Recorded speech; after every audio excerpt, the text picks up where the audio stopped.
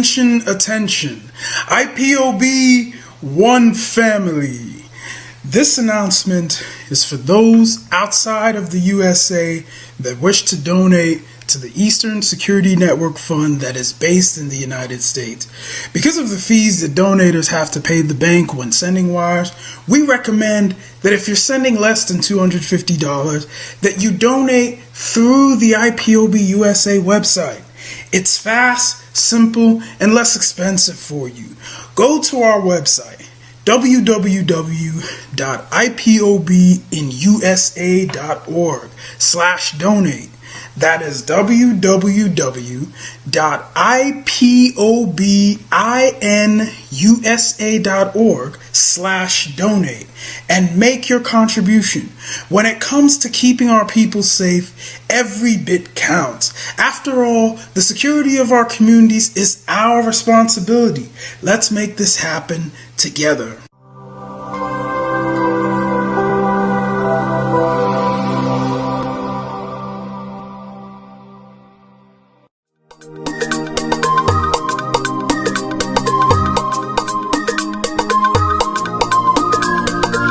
Yeah, Mr. Bella once again. Wisdom, heal it, come on. Yeah. Say Biafra will not last forever. They say happy up in no go stand. What did they know? What do they know? What do they see? What do they see? If you give me a gun, I will shoot them aside. If you give me a gun, I will shoot them aside. If you give me a gun, I will shoot them aside. If you give me a gun, I will shoot them aside. If you give me a gun, I will shoot them aside. No. Biafra will live forever. Biafra will live forever. Biafra will live forever. Biafra will live forever. Biafra will live forever. Biafra will live forever. Biafra will live forever. Biafra will live forever. Ogerugo manige tetanura. The lovers of Biafra. This is the time we need to come together and fight for what is belong to us. Ogerugo maniga bandizu. What make us a giant of Africa? Ada pochinte na hesugo. Mbogeru ni sina nyama kweno. Hello Lisa Binigwe. Out of his wisdom, giving us somebody like Nnamdi Kanu for this our race mission. Biafra will not last forever. They say happy up in no go stand. What did they know? What do they know? What do they see? If you give me a gun, I go shoot them aside. If you give me a gun, I go shoot them aside. If you give me a gun, I go shoot them aside. If you give me a gun, I go shoot them aside. If you give me a gun, I go shoot them aside. Oh no. See you jump our hero, how the fighting never stop. Nnamdi Kanu, but no power we stop. We cannot stop. Biafra will live forever. Believe me now. But independence for Nigeria as a corporate entity is not enough. The peoples of Nigeria must at the same time be guaranteed their freedom. We must ensure that in an independent Nigeria, individual citizens throughout the land enjoy liberty, human dignity, and equality under the law. There must be one Nigeria with one constitution and one law for all. Let us therefore, Mr. Chairman, sir, close our ears to the Council of Despair, which says that we cannot here at this conference agree on a constitution.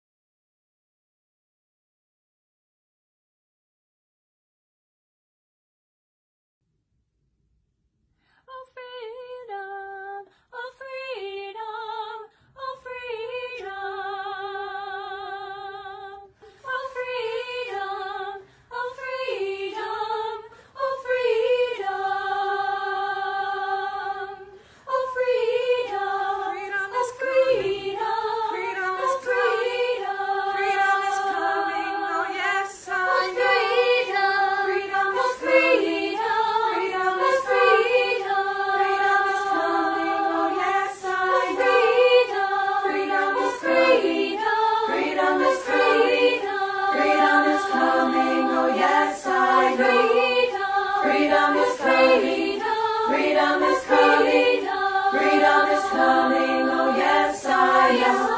Oh yes I know, oh yes I know, oh yes I know, yes I know, oh yes I know, oh yes I know, oh yes I know, yes I know. Justice is coming, justice is coming, justice is coming, oh yes I know. Justice is coming, justice is coming, justice is coming, oh yes I know. Oh yes I know, oh yes I know, oh yes I know, yes I know, oh yes I know, oh yes I know, oh yes I know, yes I know. Freedom is coming, freedom is coming, freedom is coming, oh yes I know. Freedom is coming, freedom is coming, freedom is coming, oh yes I know. Oh yes I know, oh yes I know, oh yes I know, oh yes I know, oh yes I know, oh yes I know, oh yes I know, yes I know.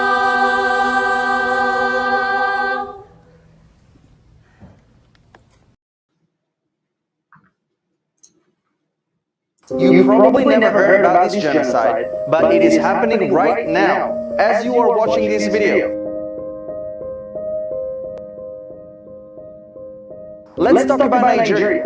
17 Christians are killed every day in the first half of 2021. Nearly 3,500 Christians were killed in 2021, and the year is not over yet.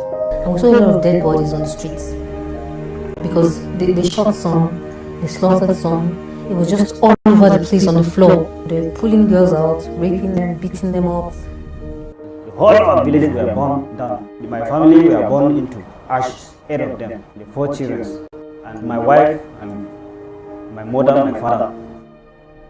The violence against Christians in Nigeria is at its highest level, according to Open Doors organization. Close to 300 churches were shut down due to threats or attacks. And not only that, Nigeria is among the top 10 most dangerous countries for Christians. It leads the world in the number of kidnapped Christians. Just a few months ago, armed terrorists raided the Bethel Baptist High School and kidnapped 140 pupils, including young girls. This is the reality for Christians in Nigeria, as well as other groups like the Igbos. Nigerian pastor Balonal Ibrahim was shot dead on the altar of the church located inside the Maiden village. It happened during a child dedication service at the church, and his only crime is converting from Islam to Christianity. Who is doing this? Well, terrorist groups like Boko Haram and jihadist Fulani radicals. Why are they doing this? Well, these terrorist groups want to convert people to Islam by force, and that's why Christians are the main target. And if they refuse, they will just kill them or make them sex slaves. They basically say, think like me or die. And Christians in Nigeria refuse to give up their faith. They would rather give up their lives first. This is insane. It has been happening for years. And the mainstream Western media remains largely silent while the Nigerian government is barely doing anything to stop this. Where is the UN? Where are the human rights organizations? Why are they silent when Christians are butchered in Africa? Are Africans less important? This is shameful. The world must wake up before it is too late. Let's stand up for the voiceless people in Africa who are experiencing this genocide right now. They deserve to be free.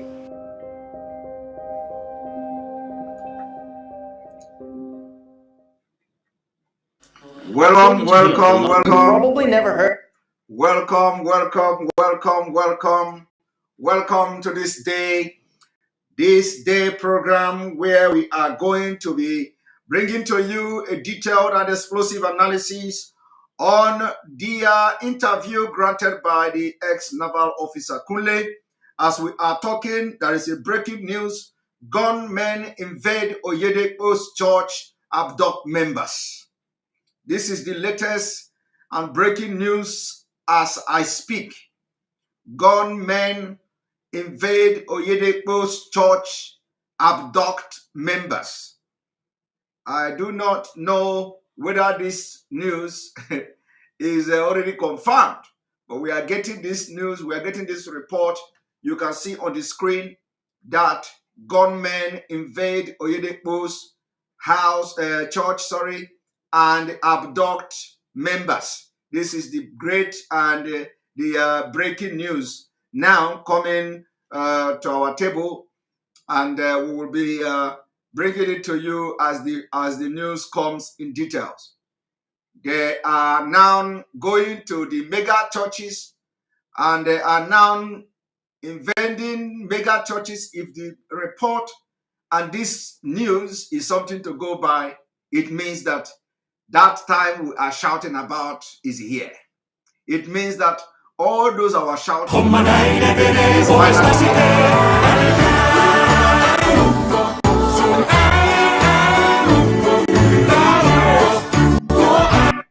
we do not know whether the news is confirmed yet, but I believe it is coming from a reliable source.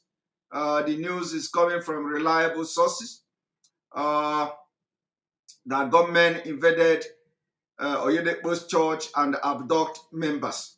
So we are going to be waiting a matter of hours to know whether this news is genuine or they are now lying again, like they normally, some of the media, whether it is genuine or whether it is authentic news or fake news. Now, welcome to this program. Today we will continue. You just watched Hanaya of Israel talking about what is going on against Christians in Nigeria. We say that the problem of Nigeria is, the biggest part of the problem is religion.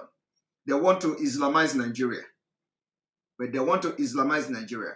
Now, before I go further into this analysis, I want to remind us, in as much as I try not to comment on the sit-at-home order, because the Holy Spirit advised me through so many people not to speak against the message that God delivered through me.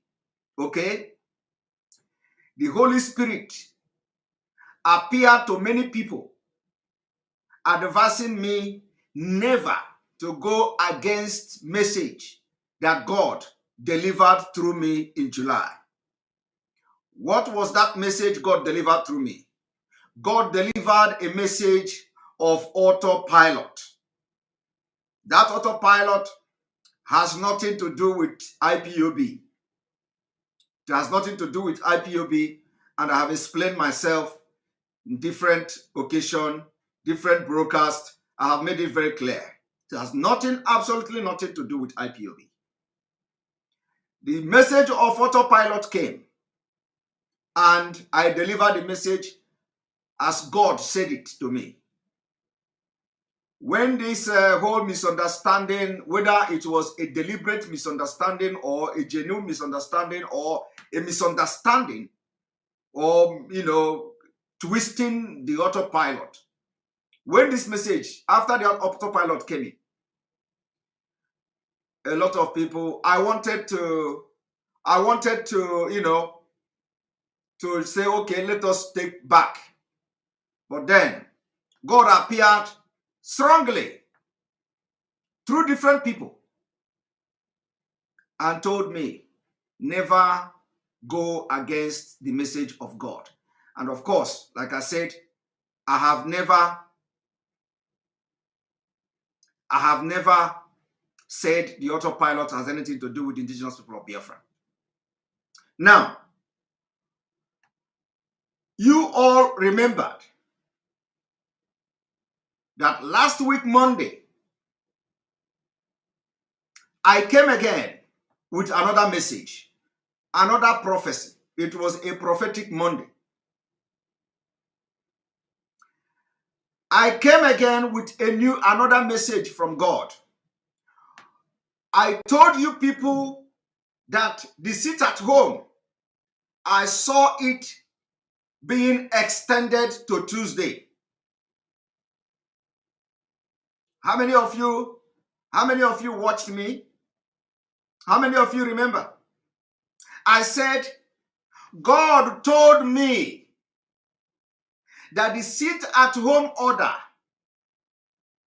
or the sit-at-home that was suspended by our leader, Onyendu, that the people, I said, this is a very difficult time in a very positive way.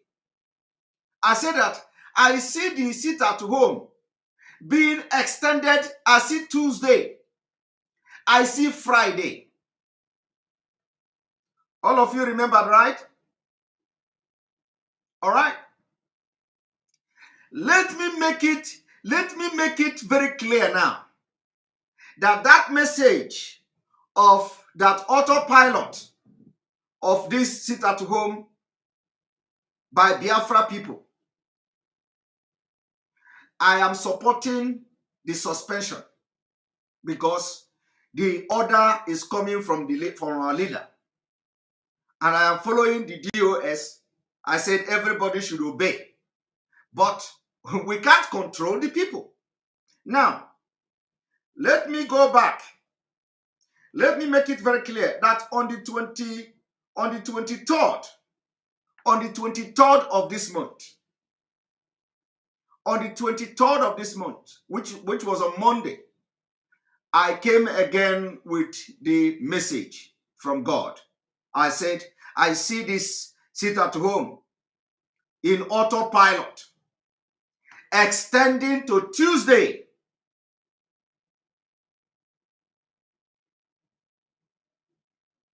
And I see Friday. So my people, believe me, I was shocked. I was shocked to my bone marrow. I was shocked yesterday when the head of Directorate of State, Mazi Chika Edoziem, made announcement on Radio Biafra where he declared that there will be a total lockdown on the 14th of September 2021. My brother, I want you to go and check the date of 14th. 14th of September is on Tuesday. 14th of September is on Tuesday.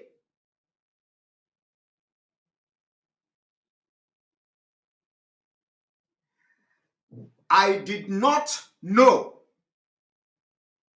I did not know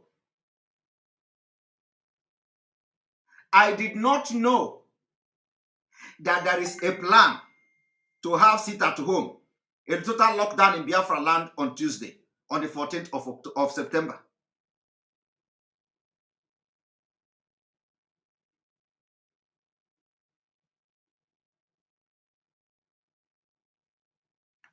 I did not know. Nobody told me. Nobody told me. I am delivering this message as the message comes. So, if in September 14th, or if on September 14th, if Biafra people who actually observed their own sit at home today, and in this coming September 13th, which is going to be on Monday, if the Biafra people again automatically on autopilot decide to stay at home like they did today, and they have been doing all this while, if they decide to stay at home on the 13th, which is Monday, and then the Tuesday is now the official lockdown of Biafra land, according to the announcement of the DOS. My people, is it not the prophecy again fulfilled? Is it not the prophecy? Now, my concern here is not it's not like again another message has come. Another message has come. It is not me. My concern now, what if after the lockdown on Tuesday, the spirit of Biafra carried people again and say, okay, in the next week, we are going to have this sit at home Monday and Tuesday. I am just thinking, this is when we say this is it.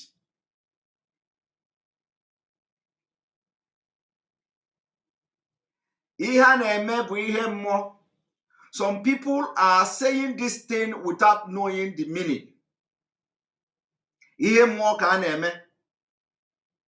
So my concern now is, what if after September 14th and Biafra people decide again on their own that our leader is nowhere to be found, though. We have not seen him, oh. So on their own, now that we have tested this Monday and again we have tested Tuesday, next week or the same thing. What if that happened? I'm just thinking, because when God gave me this message, I did not see 14th of September coming. I didn't know that DOS were planning anything in there. I don't know. And even them, they know that I don't know. Okay? I have no idea.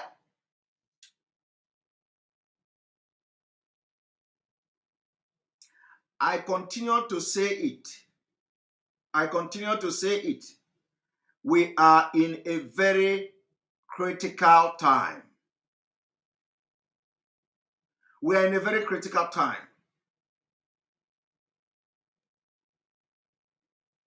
We are in a very critical time. And we need extraordinary wisdom. Extraordinary wisdom to be able to maneuver this present time we are now. It's very critical. It's very critical. So everybody that, when you have been listening to this message I'm giving, I have always said that God should give the leadership the wisdom needed to pilot this thing, to maneuver this particular critical time we are into.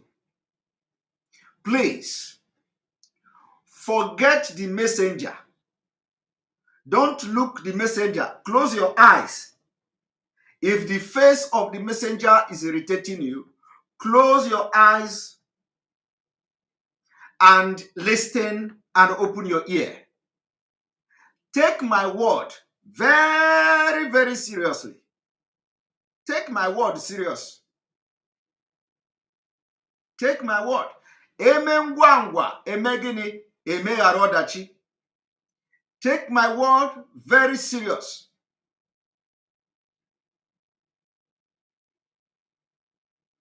And work on the unforeseen circumstances that is coming. Unforeseen challenge.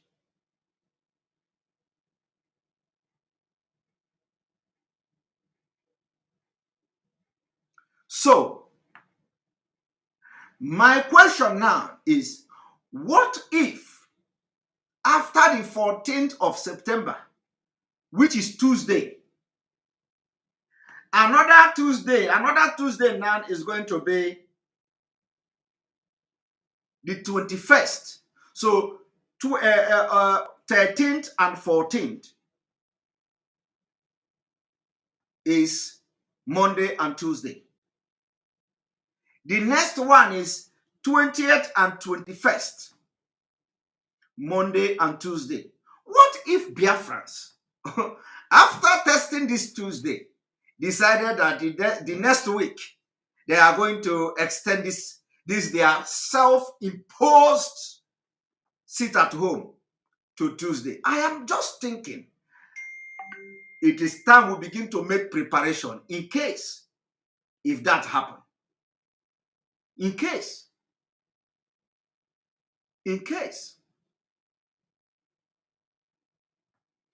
And I hope God will give us the wisdom to maneuver this thing and handle it, so that it will not lead to something else. And when it will start to happen, please don't crucify me. I did not say it. I am delivering message that God gave me.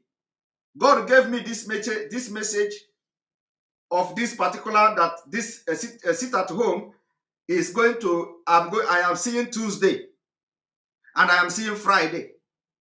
God gave me this message last Monday. In fact, not even last Monday, but last 2 weeks ago. And I made it on this program. I reviewed it on this program. And so I was very shocked. I don't even know what came upon me. I went to check the date that our DOS say we are going to have a total lockdown of Biafra land. I went to check the date. I look at the date. I see September 14 is a complete lockdown, because this was the day they attacked our leaders' home. And I don't know whether there is any. I don't know whether in the past we have had this kind of sit at home before. I didn't remember. I didn't remember in last year we didn't have this kind of sit at home on the 14th of September.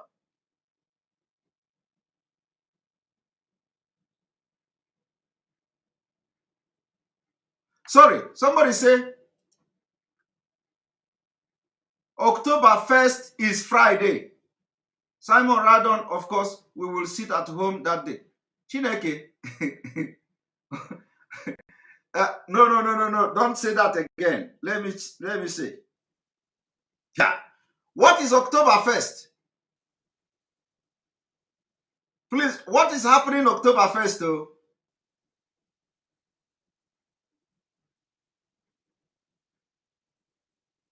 Please, what is, can somebody tell me what is happening October 1st?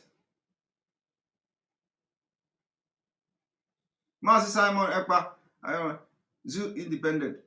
Oh, Independence Day. No, that one no be am now. Zoo Independence. Okay. Okay. That one no follow join now. That one no join. No.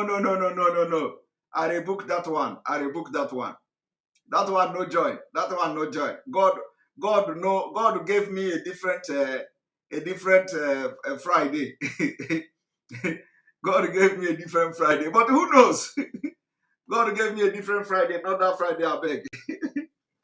So, but please let it, I am establishing it now, so that not like when the time comes, you people will say Simon Ekpa rebel, or Simon Ekpa have rebel this and rebel that. Please, I am not rebelling against anybody.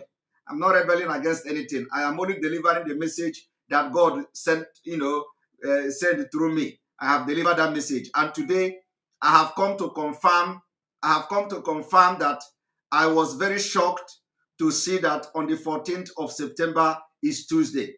And I know that, if the people of Biafra decide to stay at home on the 13th, on Tuesday, and this thing will escalate to, it will escalate to, don't say I didn't say it. It will escalate. What it needs now is wisdom to control it. Very important. I have been saying it. Wisdom to control it. The Biafra spirit has possessed everybody. I am supporting the suspension because that is the order from Onyendu and that is the order from the DOS. But the Biafra people are saying otherwise. I don't need to start showing you the pictures of today because I have seen pictures everywhere. There is complete lockdown. Banks didn't work, school didn't open, shops didn't open, business, everything locked down today. My fear is that we need to begin to understand the forces and power behind this so that we will not do mistake. We need to begin to be in charge of this. Very important. We need to start to be in charge.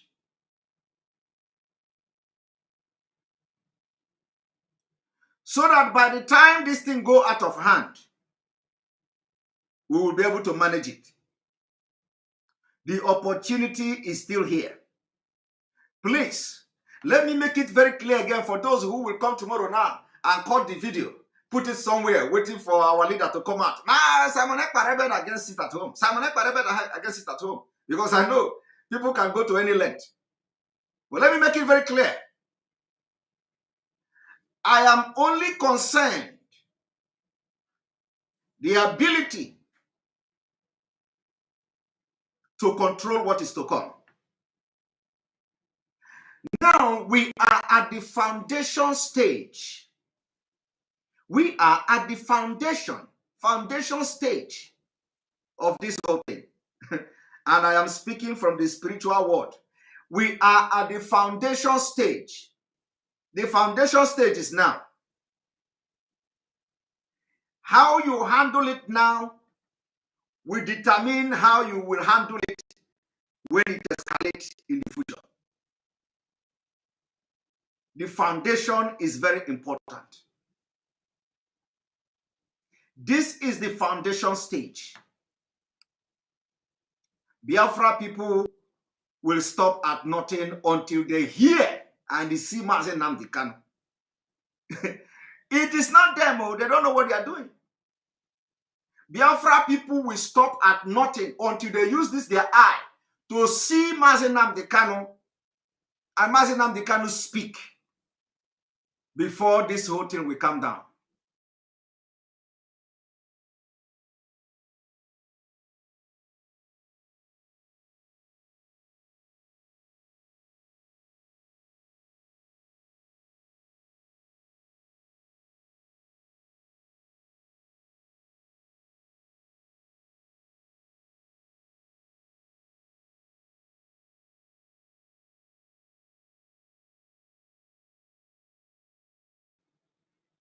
One moment.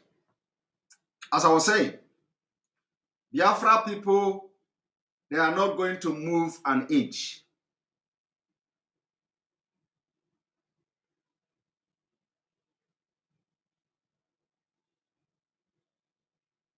Until the Biafra people see Mazen Nnamdi Kanu with their eyes before this will go down. I have delivered my message for today. Mark it somewhere so that when it starts to happen, you will not say, Simon Ekpa is come now. What is autopilot? What is this or that? See, I want you to save this message now. Today is the now we are already, me here, I'm already on the 31st of August. Some of you where you are in Biafra land, you are still on the 30th of August. I am already on the 31st of August. Save it for reference. Now let us continue from where we stopped yesterday. We are going to continue the analysis of this Kunle,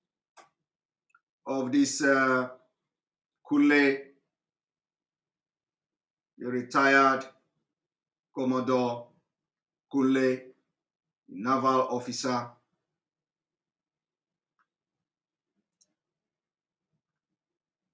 You see, Porom, I don't know whether you are from Thailand. I don't know whether you are from Thailand. What is Porom, I don't pom? Which one is that one?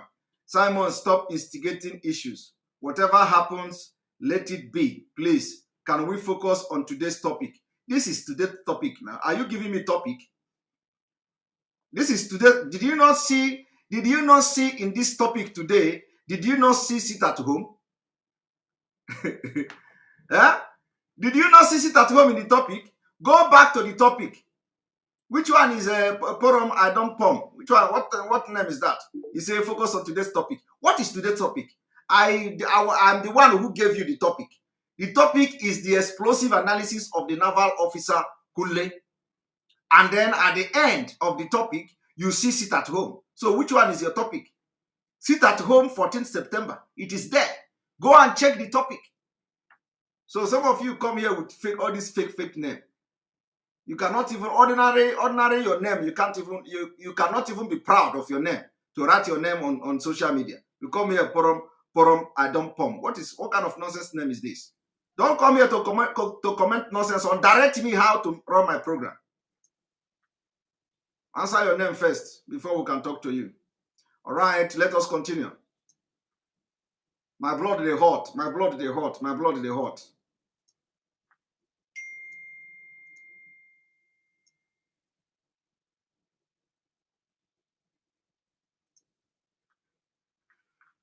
All right, here we go.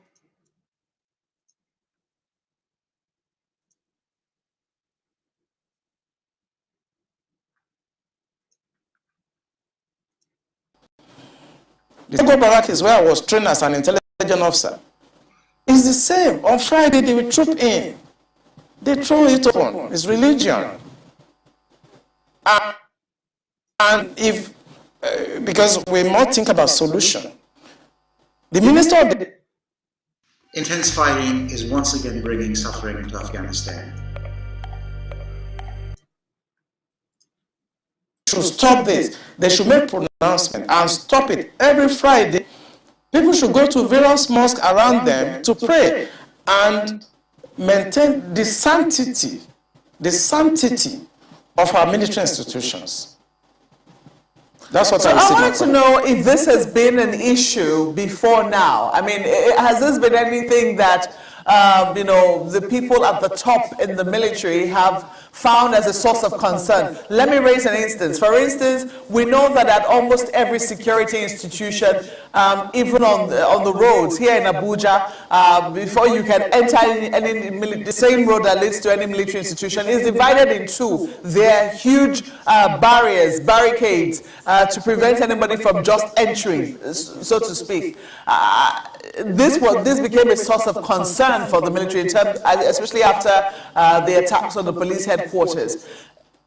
Has this been a source of concern for the top brass of the military to say, hey, look, if we're taking these steps to put barricades, then this is also going to be a source of concern for us. What can we do about it? Have they elevated this discussion? At defense headquarters, every Monday, even if you go this Monday coming, you will see they are always there to discuss intelligence and security brief. We discuss all topics there, including the issue of Muslims gathering every weekend. All those barriers you see at defense headquarters, and that's why I'm talking to the media. They should go there on Friday. The barrier is no longer there, it's open, because it is Jumat. And this is when they come to carry out surveillance. If you look at what happened in Mogadishu barrack, it was the same. That was the time they went there and blasted the place and killed a lot of people.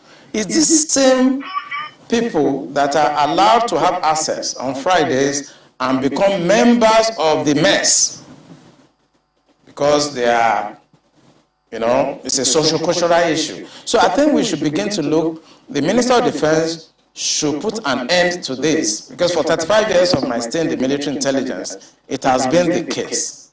Both naval institution, Air Force institution, Army institutions, even the Department of State Services. Once it's Friday, the gates are thrown open, and people come from outside, and there'll be no space. They'll be all over. If you go to Defense Quarter on Friday, this Friday, you see them littered everywhere. Now, the question here is that how do you stop a system. Remember, how do you stop something that has been there for over 35 years of your military service? You think it is now in 2021 when the Islamists, when the Taliban, when the jihadists are in the government? Is it now you want to stop something that they have? You said, you see, I have been saying it from the beginning. I said, what you have in Nigeria is what I call the institutionalized conquest of southern Nigeria, or the institutionalized conquest of Nigeria. They conquer Nigeria through their institutions, and these military formations become part of the institution in which the conquest of Nigeria is taking place. So, how do you come now in 2021 when they have occupied every position in Nigeria and you say we must begin to close the gate? How can you close gate of military formation where the people in those military formations have Boko Haram members with them? When Nigeria Army have recruited Boko Haram into the system, how do you stop that? It has become impossible. It is impossible to do. And the earlier somebody understand, this man who you have intelligent, the earlier he understand that, and the other people who will come out to speak, the earlier they understand that it is not possible, the better for them. The earlier they understand that it is not possible, the better for them. Anybody that comes here to talk about DOS that I have addressed, I am going to block you. So for that reason, add Biafra Abiama. You are going to be blocked because you did not come here with good intention. So I'm blocking you right away. This is the way we are going to be doing it from now on. Don't come here and distract us with DOS this, Simon Ekpa this, Simon Ekpa that. The issue has been resolved. I have addressed it, and that is fine now. You come here and talk, I block you. I don't waste time. I don't waste time for people who come here as agent of defending Simon Ekpa or defending DOS. Come here and talk rubbish, I block you. The game have changed. I am in charge of this platform. I block who I want, especially those who come here to sow seed of discord among us. I block you. If you come here and you want to watch the program, you want to watch the exposition I'm doing, make your comment in line with this exposition. Make your comment in line with what is happening in Nigeria. Make your comment in line with our IPOB members that has been arrested in Ghana.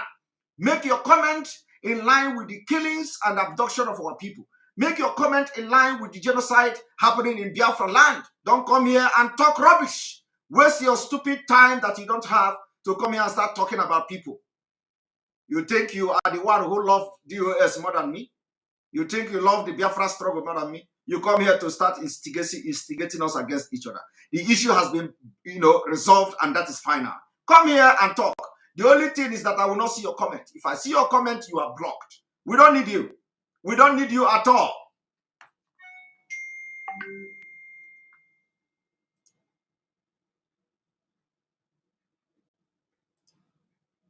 Here we go.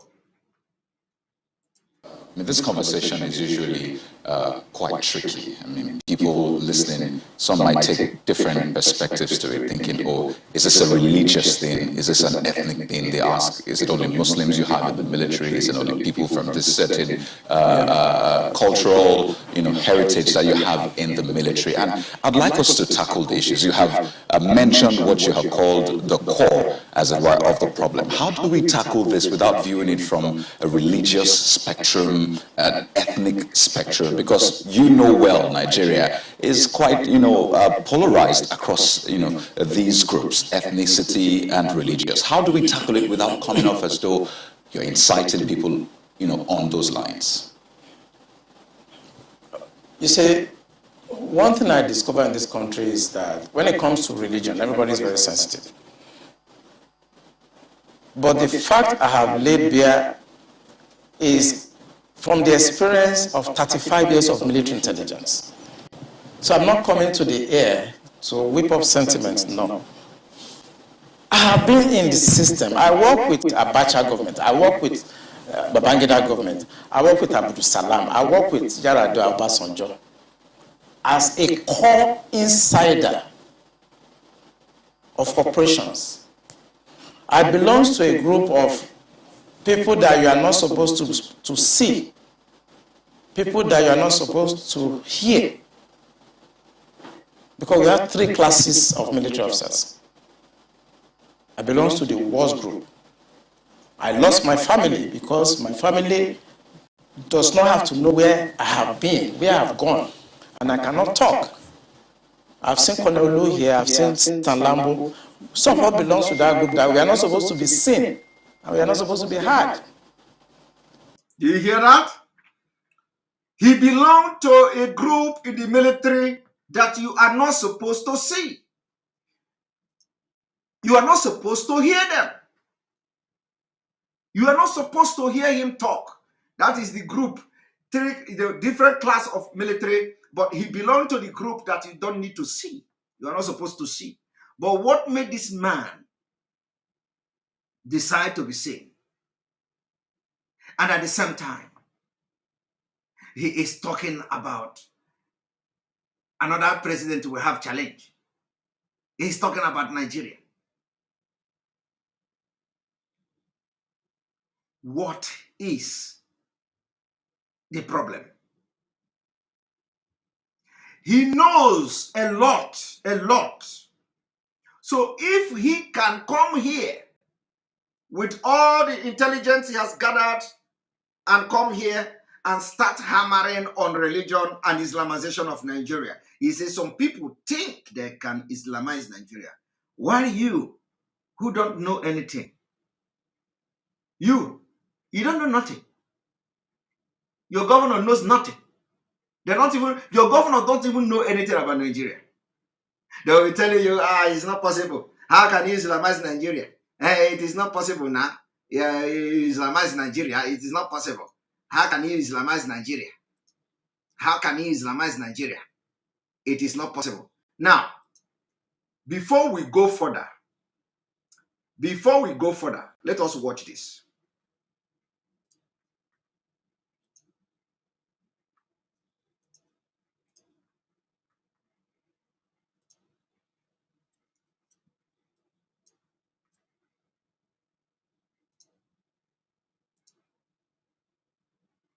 We entire Biafran, Southern Nigeria, Middle Belt, war Christians in Nigeria, we must support this idea of Dr. Obadia Mai Lafia calls for a week stay-at-home protest from Christians. Let us go there and listen to him. What will happen if all Christians in this country stayed at home for a week in protest? What will happen if all Christians in this country stayed at home for a week in protest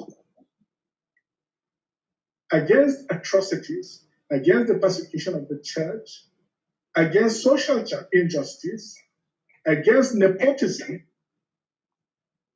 against all these kidnappings and rapes and violent atrocities? What if we stayed at home for a whole week, fasting and praying and say we are not moving an inch until this government listens to us and will bring the whole country to a standstill? That will even be a test as to know who is the true majority. Why can't we do that? What are we waiting for? While that fasting takes place, nobody should touch anything beef. It is because of this cow that they're killing so many people. So for heaven's sakes, for a week, let's not eat their meat. Let's not eat the cow. Let's stay at home in protest and let's submit our constitutional grievances to the powers that be. That no, we will not cooperate with you until you address and meet our demands. that this constitution is illegal.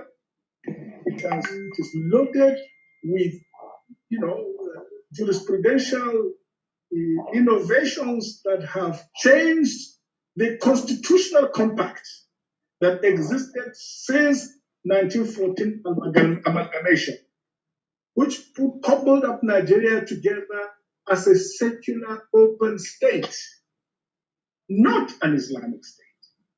We do not, and we will never belong to an Islamic state. You are hell-bent on enforcing an Islamic state. You are hell-bent on using illegal aliens to take over our ancestral homelands, contrary to our constitution, contrary to the social contract that we have entered with. So we are downing our tools for 1 week. Let's do that and see whether Nigeria will survive it or not. Let's do that for a whole week. Let's bring this country to its knees until our demands are met. We don't need to throw even a stone. Just stay at home and fast and pray and say you are not going to work. Close the markets, close everywhere, close the schools. Keep our children at home. You see, this is exactly what everybody in Nigeria should be thinking and supporting. We want to support the proposal of Dr. Malafia that all Christians in Nigeria should take 1 week and sit at home. You see, Biafra are always setting the pace. Other Nigeria, they have come to understand that the sit at home initiated by the indigenous people of Biafra has become the most effective civil disobedience, especially to this kind of terrorist government. So, I am again calling on the leadership of indigenous people of Biafra to look into it. We need to support Dr. Malafia's move for a 1 week sit at home. We need to begin. We know that our own in Biafra land, it is not a problem. It is not a problem at all, because whenever we tell our people, they're going to do it. So the leadership should begin to look at this proposal, which is very welcome development. It is not better. Listen, it is not. It doesn't matter whether Dr. Malafia is agitating for Nigeria or agitating for better Nigeria or what. You know, it is. They can be making their own demand while we are making our own demand. It is the same. We doesn't necessarily have to be making one demand. Everybody can sit at home. As we are sitting at home, we are making our demand, and they are making their demand. So our demand is very clear. We are demanding for referendum within that 1 week, and then while Dr. Malafia and his people, if they want to continue to stay in a terrorist country, they can continue to demand for a better Nigeria. But the point is that everybody's voices, everybody's demand will be heard. It doesn't matter whether they do it. It doesn't matter whether they do it. And then also boycotting of cow meat. You see? So it is something we must come out to support. We must support this. Let us know who have the population in Nigeria. They say Nigeria is Islam, 50% or whatever percent and this. So let us know. Let us know. And let me tell you, you see, there is a time you will be in a hurry. You will just forget whatever that is written on the vehicle and enter it. When Bogeru, in or na main road na-eche moto, and I say, it was time to come and ibia check ihe dị na moto. I say, happy ihe dị na moto, buy na moto. When we reach there, when the sit at home of 1 week sit at home has been declared in entire Nigeria by Christians, the world will know that something is going on. You know, forget about the demand. Forget about those who are demanding one Nigeria or demanding something. We know what we are looking for. We know what we are demanding. And let me tell you, you never can tell. You never can tell how the thing will end. You never can tell before 1 week elapses what will happen. You never can tell where it will lead to or what it will lead to. You never can tell. But you see, in business, you take risk. In life, you take risk. The difference between those who are successful and those who are not successful sometimes is that the ability to take risk, turn every stone that you see on your way. Irrespective of whether you see scorpion or snake, you turn every stone. Because the stone you are going to leave unturned maybe where you are, where you will have diamond that will change your life. So that is why wise people, they don't miss, they turn every stone on their way.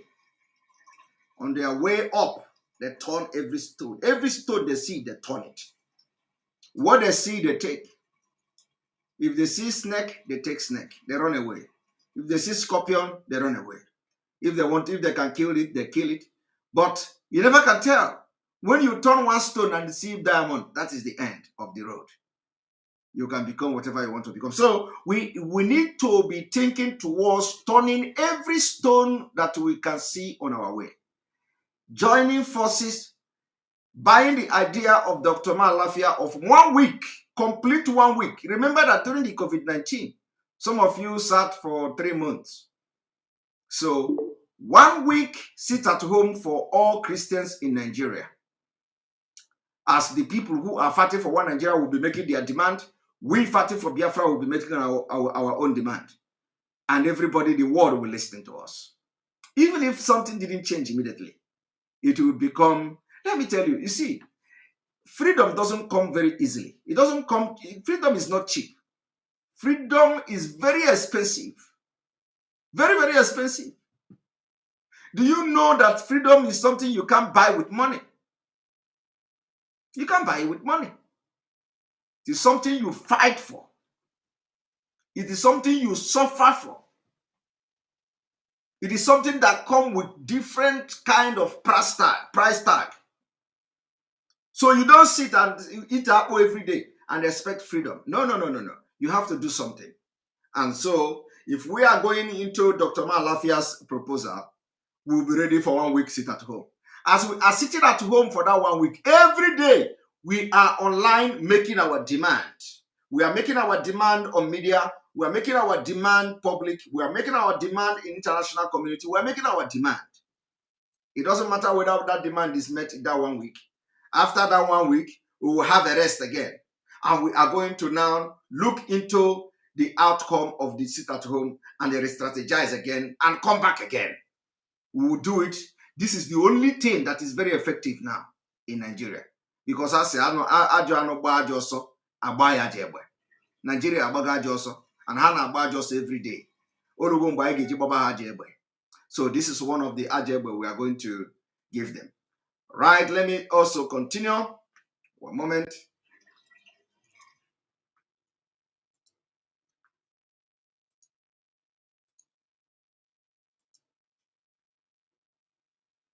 Blocking mode activated.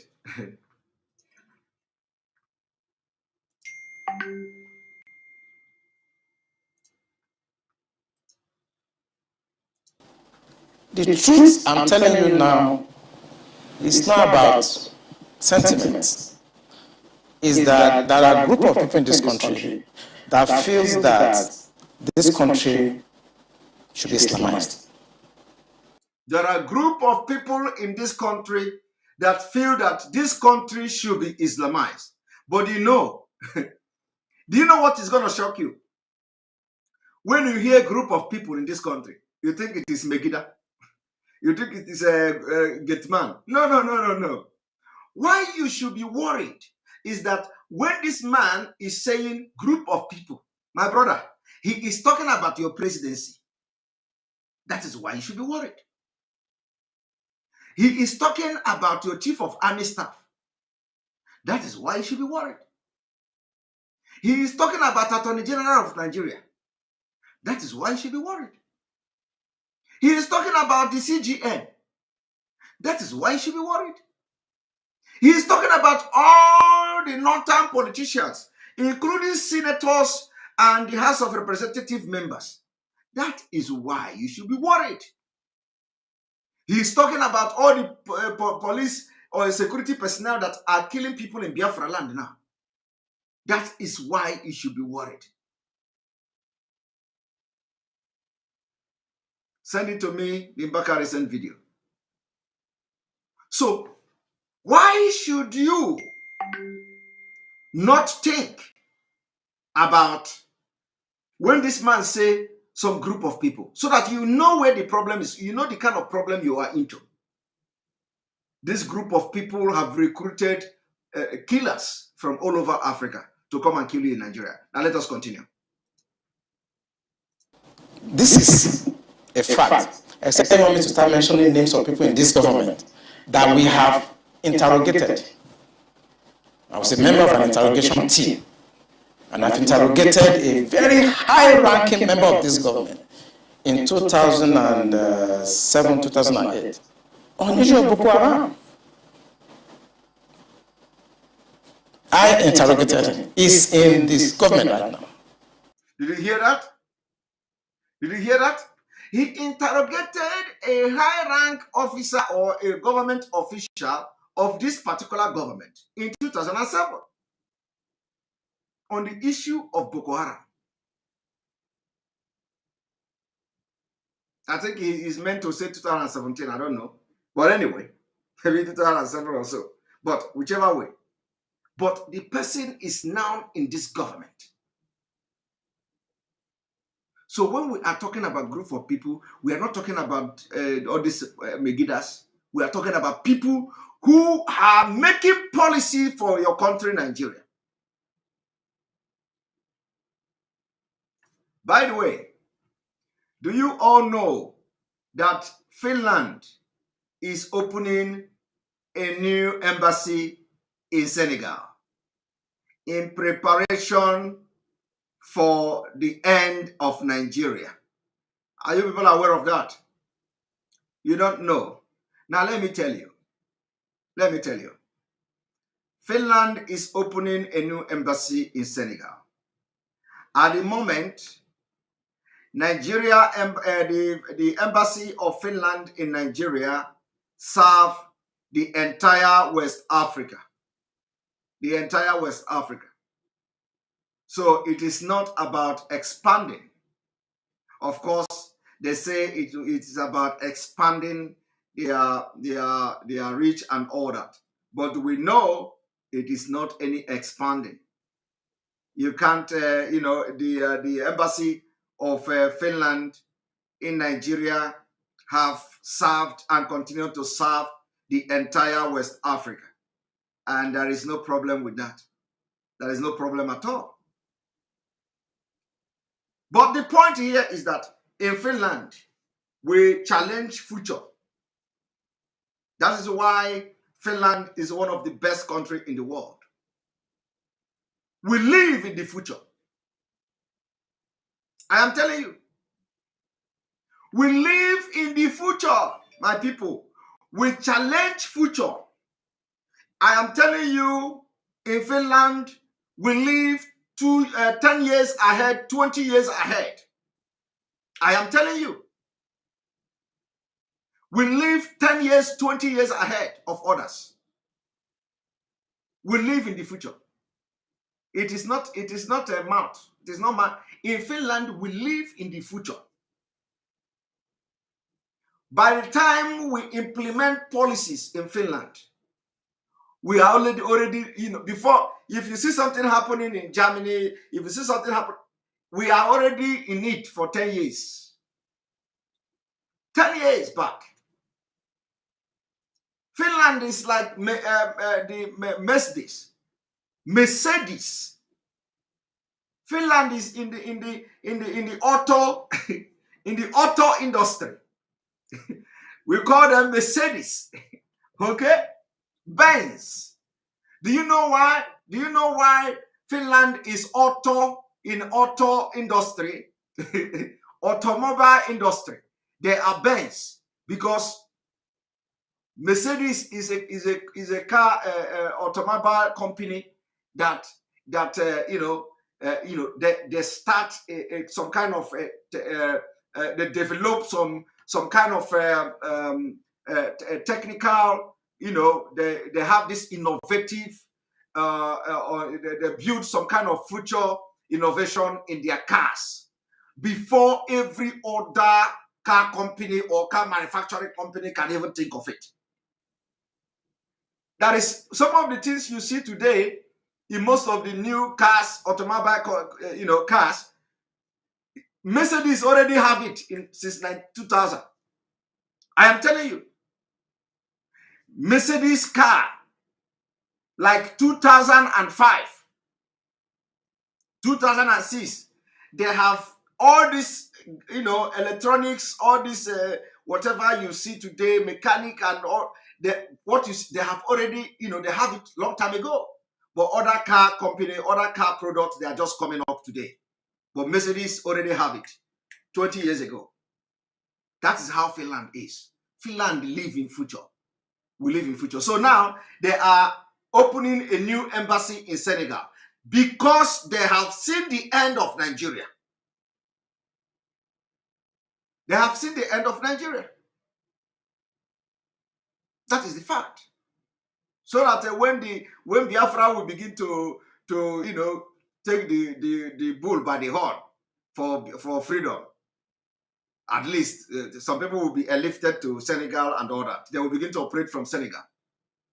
It is happening now. And let me also tell you that Nigeria is one of the countries that Finland don't recognize the Nigeria passport as official means of identification. We have succeeded in that. Are you aware of that? Are you aware that today Nigeria passport is not official means of identification in Finland? Are you aware of that?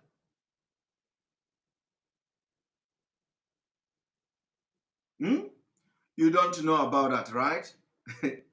You don't know. You don't know. Say auto holiday. Okay? You don't know. You know that today. You know that today. I'm just giving you something so that you know what is going on. So that you know what is going on. When you come here with a Nigeria passport, you are a criminal. First of all, we will subject you to scrutiny. We are going to investigate your passport first. Before you turn to Abubakar Sheku or second. We will investigate your passport. We want to know where you are coming from because everything coming from Nigeria is fake. Criminals. Nigeria breed criminal. That is what Nigeria do. So when you come here to Finland with your Nigeria passport, it is not. We can't accept it. We have to subject you to a different investigation to know whether you are Sheku. Because you people can even go and cut your beer. The Fulanis cut your beer and they come here to claim I am from the north. We will subject you to scrutiny. We don't take chances here. We live in the future.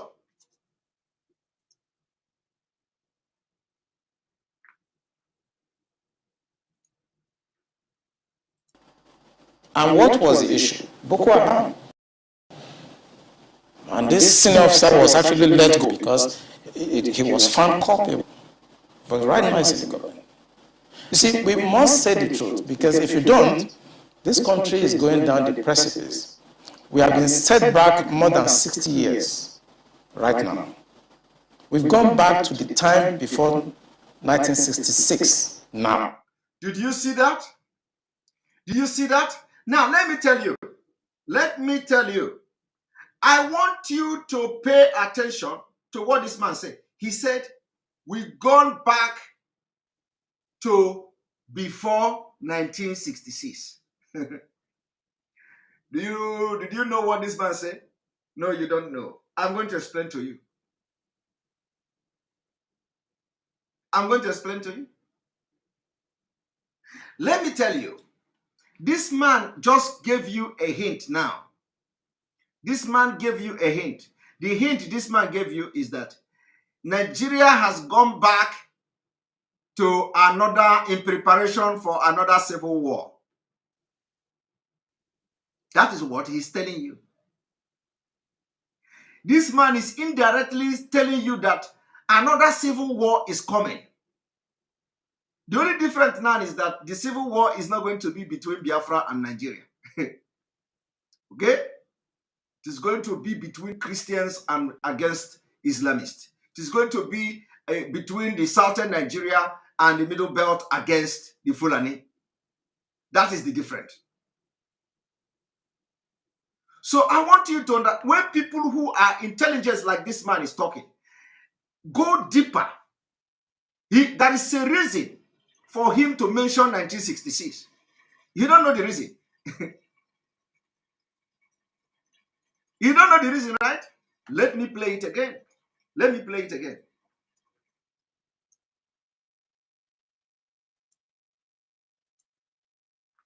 Let me play it again.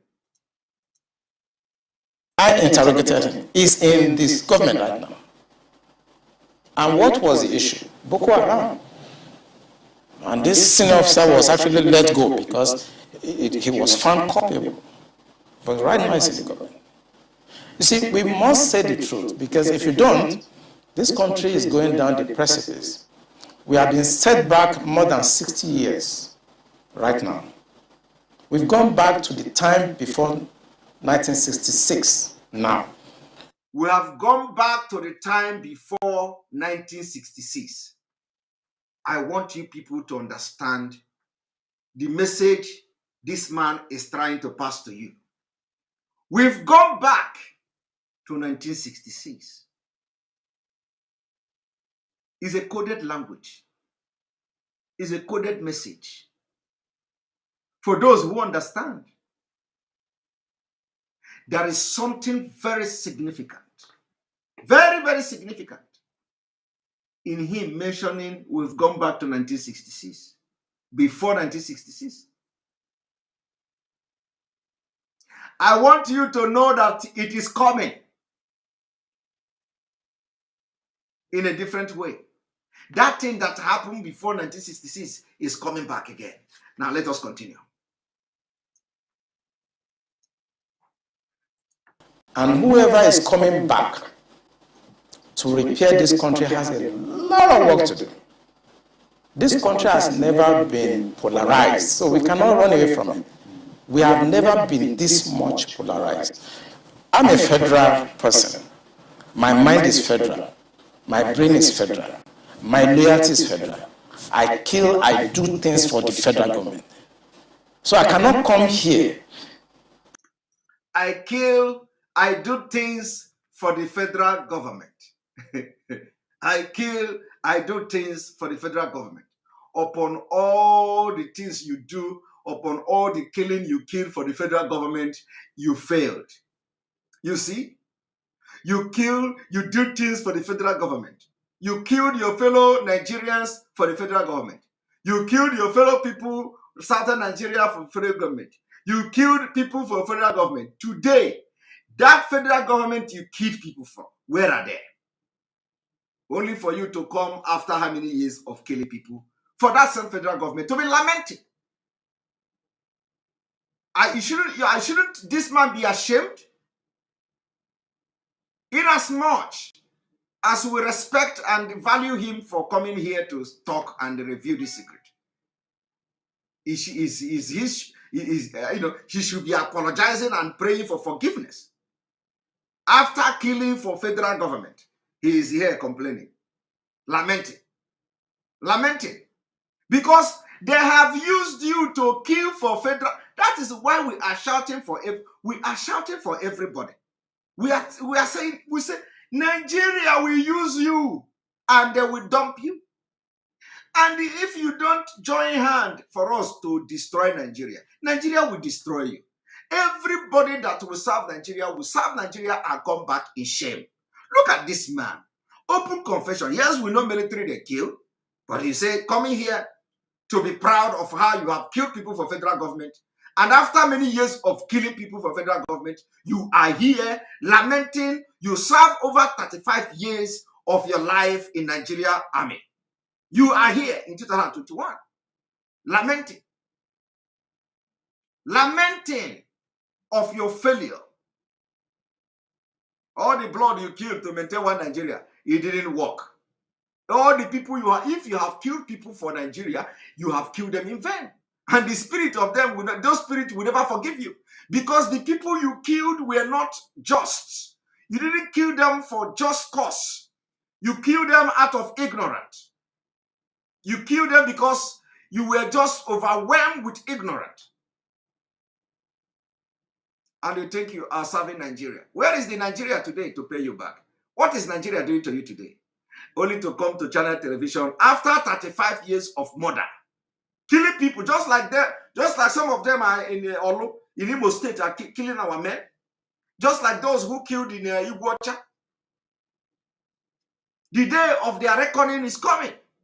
When they will tell you how they went to Iguacha and killed Biafrans. We killed them and today we are this, we are that.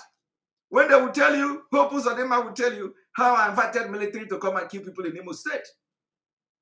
And that time we will ask him, where is your Nigeria? Where is your Nigeria?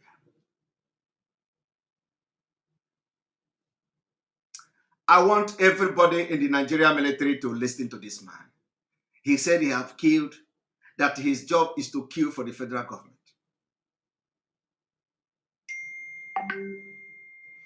There is no date so far for the sit at home by Dr. Man Lafia. We are going to be following up. When everybody agree, they are going to have sit at home order. It is if that is the Christian Association of Nigeria have the balls, they are going to make it known and we have to follow them.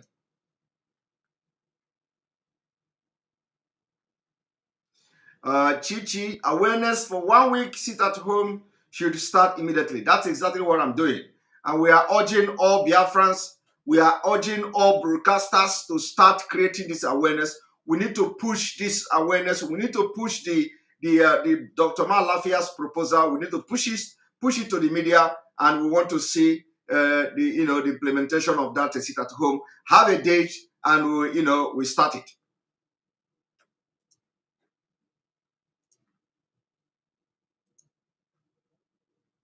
And try to be sentimental. No, I'm a federal person. Will your life be at risk now that they're hearing you? I don't care. I don't care. And my colleagues, they know me. Those people that listen to me, they know me. I don't care. The issue is that this country is bigger than an individual. That is the issue. This country is bigger than individuals. Buhari will come and go.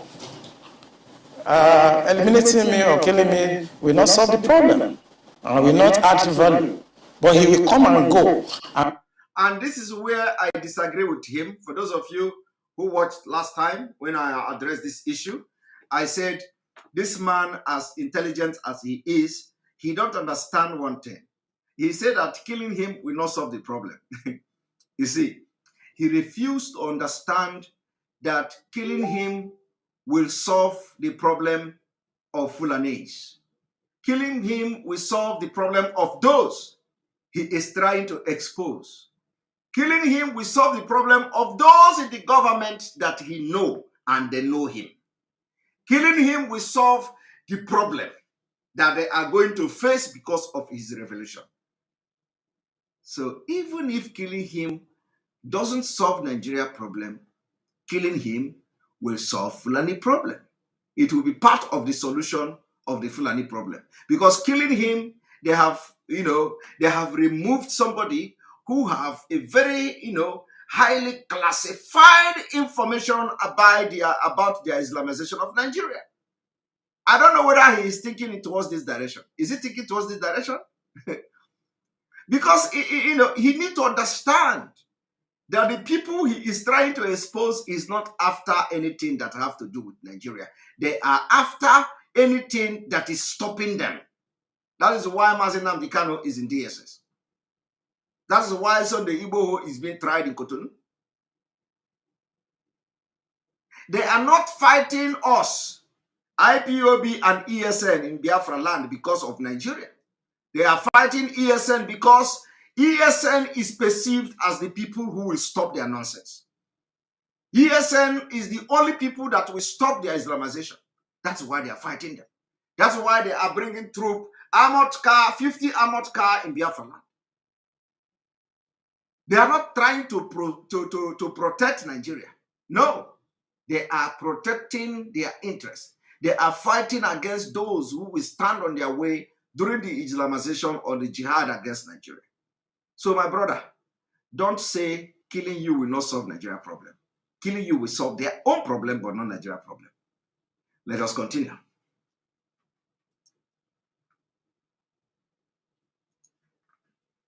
And somebody must come and repair the damage to the psyche of this society, the damage to the polarization, to the nepotism that I've never seen in my life. I work with all these presidents. This is the worst situation I've found myself. And believe me, internet does not forget. I was part of the people that helped to bring Buhari to government because I believe in him. Have you worked with the government after that? After you helped bring the government? Oh, of course, I worked with him. We brought him in 2015, and I worked as the Deputy Director of Defense Administration. And we have a lot of hope in him. And we actually are... All right, now let me stop here. Let me stop here. I'm going to bring to you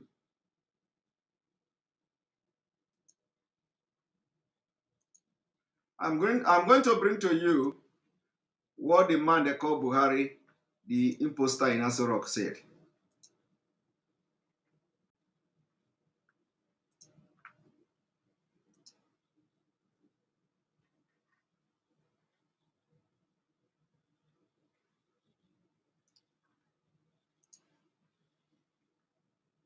I want you to understand what is going on.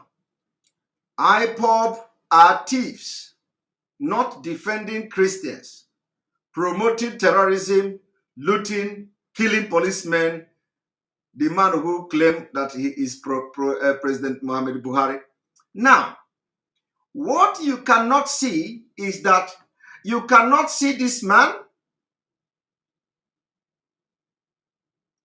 You cannot see this man talking about the terrorists, the attacks, all the thing going on in Nigeria. You can never see him condemn anybody. But look at him. For the very first time, this is to show that we are penetrating. This is to show that we are penetrating. This is to show that whatever we are doing is penetrating and the message is penetrating.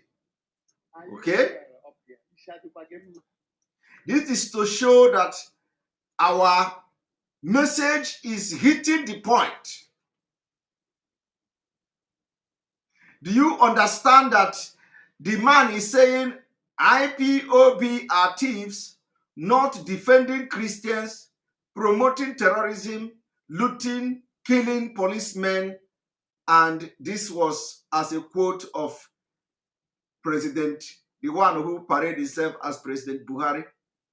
So IPOB, it should be the one now to defend Christians in Nigeria. IPOB is the government of Southeast or government of Eastern Nigeria that should defend Christian, or the government of the Christians in Nigeria that should defend Christians. If they are elevating us to that status, who are we? They should first of all free the leader of this IPOB, the leader of the indigenous people of Biafra, so that he will be able to show his skills and power in defending Christians. How can you hold the leader and you expect them to defend Christians? Huh? How can you hold the leader and you're expecting them to defend Christians? We need our leader. Or IPOB is a Christian security network. It's a Christian security network. Let me now play this one again. One moment.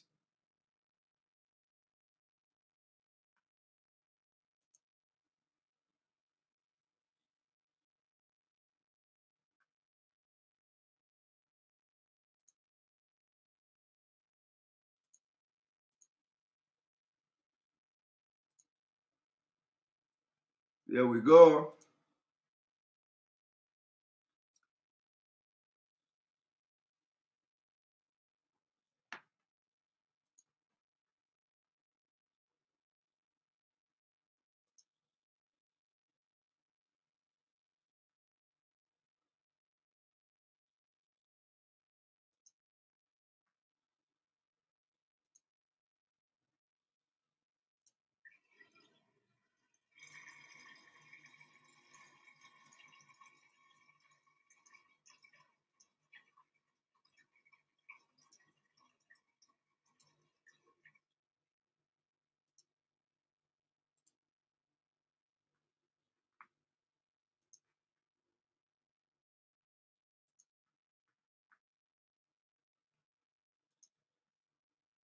Last night I spent all the night in great prayer.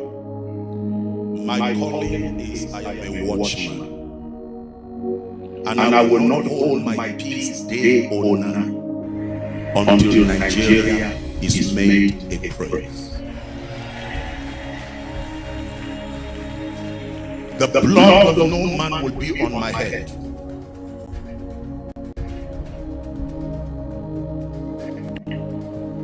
I'm going to allow you to see a video, but listen.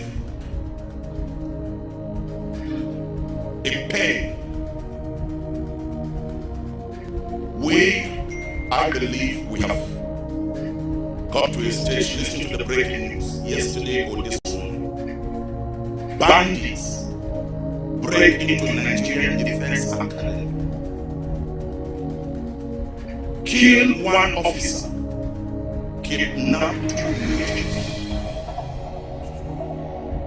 Lawmakers in Katsina that said they were crying. Remember this the people when I was raising my cry against this terrorists, they are not just bandits. These Fulani killers men are terrorists, not bandits.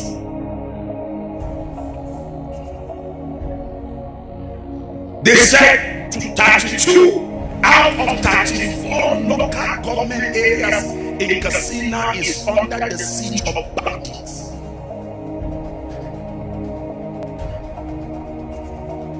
As I'm talking to you right now, there are over 1 million IDPs in Benue. Now, this is not about Christian or Muslims. And I want to set this clear. These people that are called the elites, they don't think about you. You see them Muslims and Christians partying together, joining flags together. The people that are dying are ordinary poor masses. I am calling on you. Stop posting to me the thousands of posts. That is great. That is good. I want us to mobilize ourselves and bring an end to this wickedness in Nigeria. Nigeria is the greatest nation. God has blessed Nigeria with human and with human resources, with whatever you want to talk about. And yet, they were able to get IPOB when they wanted. They were to get Sunday Goku. Why is it that you cannot go after this killer Fulani herdsmen? You are telling us they are unknown gunmen. I will show you this video as of day before yesterday. I am not afraid. I have been called. I have been called through my phones. I have been written and threatened. Listen, Isa El Buba can never die by the hand of any human being. I'm not afraid of that.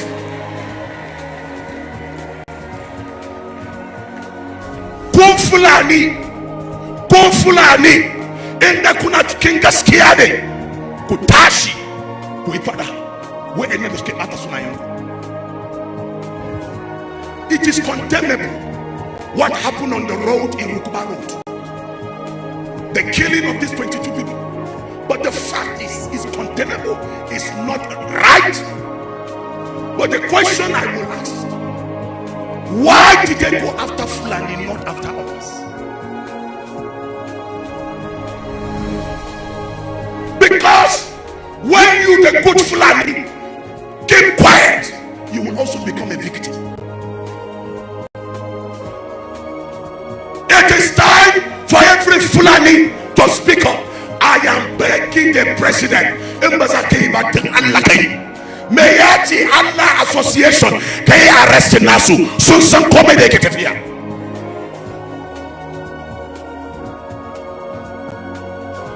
Now, Chief of Defense Staff, what are you waiting for again? I listened to some of the soldiers I spoke with that sometimes they want to clear them, but they have not received permission. Which permission again? The commander-in-chief said, anyone you see with AK-47, kill him. That is not applicable. How are we going to be negotiating with these people? That is not applicable to them. Malaman Krista, Malaman Musulmai. That was because of but in the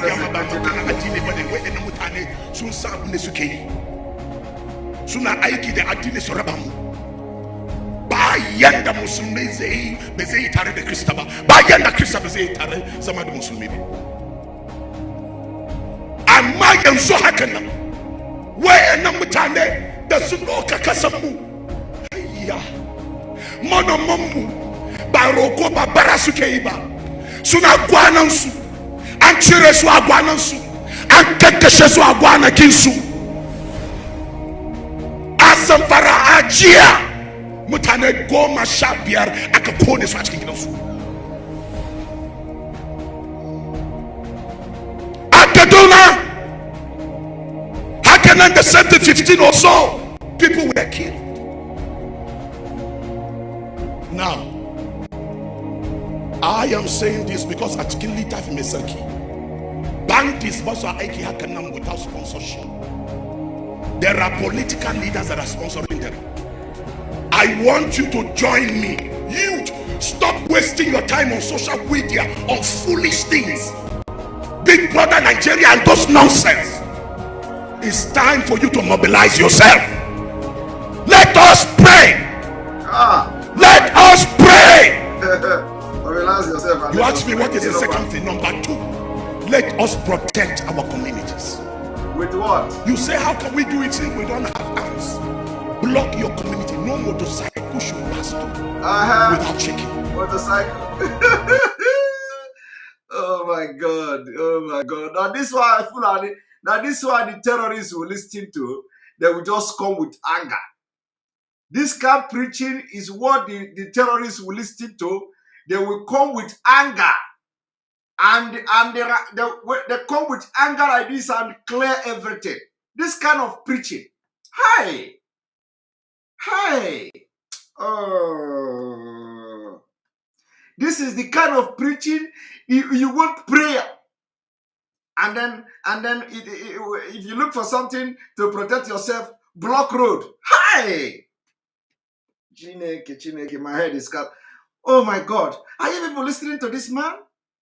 Instead of this man to bring his money now for arms and ammunition and share to the church, instead of this man to begin to make contact now for arms importation, He's here preaching prayer. Hi! Oh my God. Oh my God. I want you to see what this preaching prayer. In fact, one moment. One moment.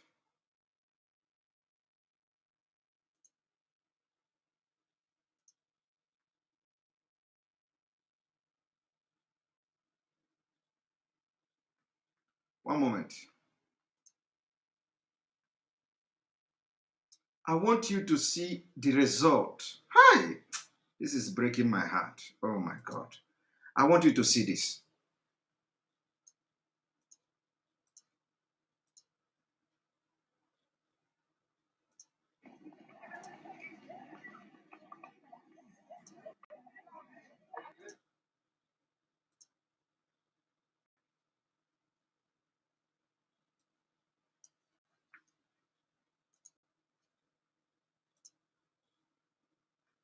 I want you to see this. These are their members. So look at. These are their members. Look at them.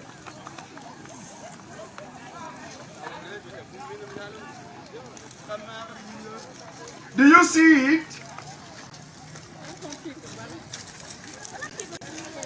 Mass movement, mass relocation, straight to IDP, asylum center, running away from your own land. Look at them.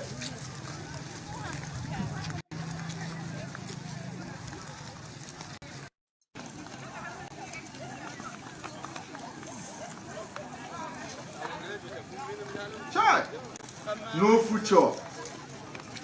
No future. Civilization can never locate this kind of people. Child. Oh my God. Oh my God. Oh my God. Child.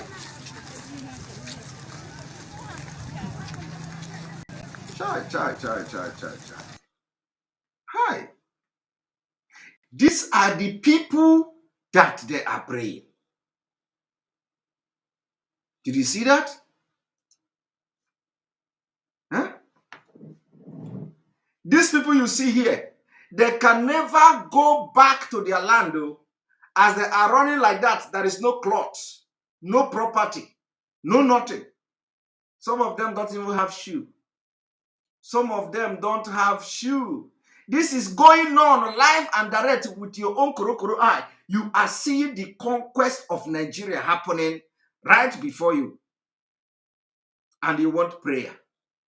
You want everybody to come together to pray. Try. Chineke mekwara unu ebere. Chineke mere unu ebere. Try. I want to show you something else. Didn't end here.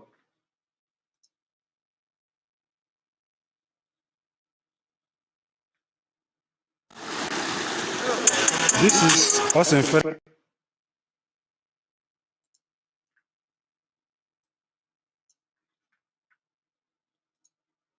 Let me show you another prayer, people. Look at them.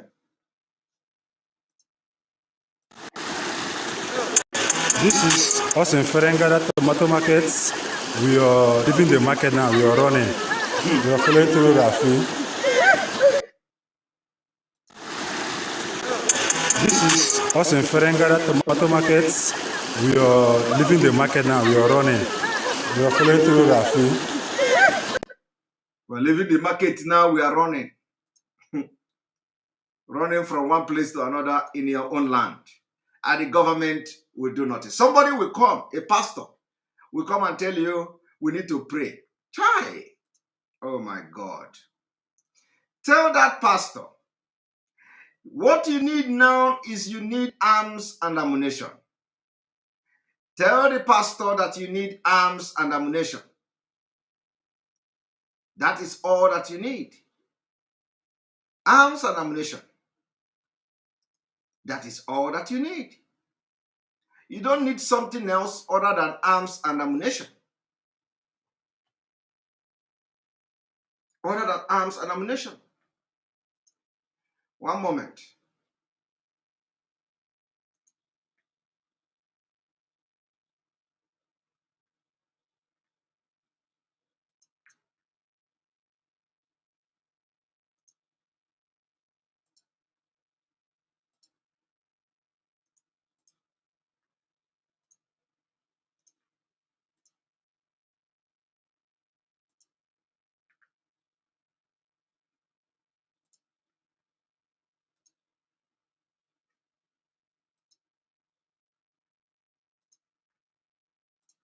but it is happening right now as you are watching this video. Let's talk about Nigeria. 17 Christians are killed every day in the first half of 2021. Nearly 3,500 Christians were killed in 2021, and the year is not over yet. Also, a lot of dead bodies on the streets because they shot some, they slaughtered some. It was just all over the place on the floor. They were pulling girls out, raping them, beating them up. All our village were burned down. My family were burned into ashes, 8 of them, with 4 children, and my wife and my mother, my father. The violence against Christians in Nigeria is at its highest level, according to Open Doors organization. Close to 300 churches were shut down due to threats or attacks. And not only that, Nigeria is among the top 10 most dangerous countries for Christians. It leads the world in the number of kidnapped Christians. Just a few months ago, armed terrorists raided the Bethel Baptist High School and kidnapped 140 pupils, including young girls. This is the reality for Christians in Nigeria, as well as other groups like the Igbos. Nigerian pastor Balono Ibrahim was shot dead on the altar of the church located inside the Maiden village. It happened during a child dedication service at the church, and his only crime is converting from Islam to Christianity. Who is doing this? Well, terrorist groups like Boko Haram and jihadist Fulani radicals. Why are they doing this? Well, these terrorist groups want to convert people to Islam by force, and that's why Christians are the main target. And if they refuse, they will just kill them or make them sex slaves. They basically say, think like me or die. And Christians in Nigeria refuse to give up their faith. They would rather give up their lives first. This is insane. It has been happening for years. And the mainstream Western media remains largely silent while the Nigerian government is barely doing anything to stop this. Where is the UN? Where are the human rights organizations? Why are they silent when Christians are butchered in Africa? Are Africans less important? This is shameful. The world must wake up before it is too late. Let's stand up for the voiceless people in Africa who are experiencing this genocide right now. They deserve to be free.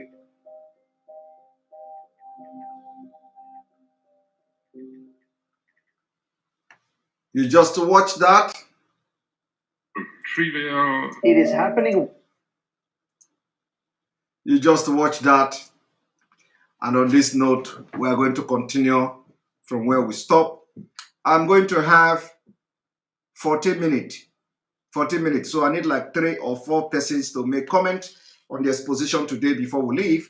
I'm going to stop exactly 2 hours. This is 1 hour 46 minutes. So please, immediately it is 2 hours. I am going to stop irrespective of how many people are waiting because I need to sleep as well. All right. Thank you very much and welcome to the program. Join the interactive section. Join us.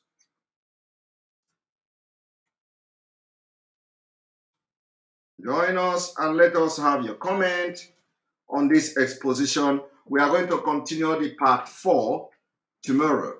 The part 4 of this interview with Kunle will continue tomorrow and you must not miss it. You must not miss it. So we have only 30 minutes left. 30 minutes left. And we want new faces, new faces. 30 minutes. Welcome to the program, Butch Law. Be fast. Welcome to the program. Good morning from here. Thank you so much, Mr. Simon. Can you hear me? I can hear you loud and clear. As you were speaking about the pastor, the bishop that was speaking in Hausa, I believe that man is a very bold man, and I appreciate him for speaking. Yes. And I feel like there is going to be a point in Nigeria where the church is going to wake up. They are already waking up, but it's going to get to a point where the church is going to wake up, and they're going to rely on what the governors have been saying about self-defense, and they're going to have an arms and ammunition department. They're going to have a department that's going to be just strictly for arms and ammunition, and people will be going in there for refuge, and as they're going in there for refuge, they are giving them arms and ammunition. It's going to get to that point where, because this pastor as well. Say that again. I am seeing that as well. Thank you. So these pastors and, these pastors, they yield a lot of power and influence in Nigeria, even over some of these governors. And some of them that have the conscience of the people, the humanity, the likes of the lion himself. I can't remember that pastor's name. And this other one that has been talking voraciously about what's going on in Nigeria. Very soon, they're going to be scheduling themselves for having arms and ammunition for their members in their churches to be able to protect themselves. It has gotten to that point now. Because Afghanistan also had churches in Afghanistan, but they closed down their churches because the churches could not withstand the firepower of the Taliban. And these people that are coming, I don't know, someone was saying something about the story of Paul, how God converted Paul, or rather Saul, to become Paul. And, if you read the Bible, you see that Saul was also a Taliban. I don't know if you're aware of that. Saul in the Bible was a Taliban, and God converted him personally. That can show you that these people, the only way you can convert them, sometimes it's only by God. It's only God that can convert these people to change their minds. It's not just about praying alone. We have to also be prepared to protect ourselves. Thank you and enjoy the rest of the day. Thank you very much for being part of the program. All right, Johnny, welcome to the program. Hello, good evening, Mazi. How are you doing? I'm doing very fine. Go ahead. Yeah. Well, the exposition this night was very, very good. All Biafran should pay attention when you're saying, because most of the things you say will certainly come to pass. And again, everybody should buckle up. Everybody should make sure you are security conscious, wherever place you are in the land of Biafra. And again, this situation we are now is getting to the boiling point.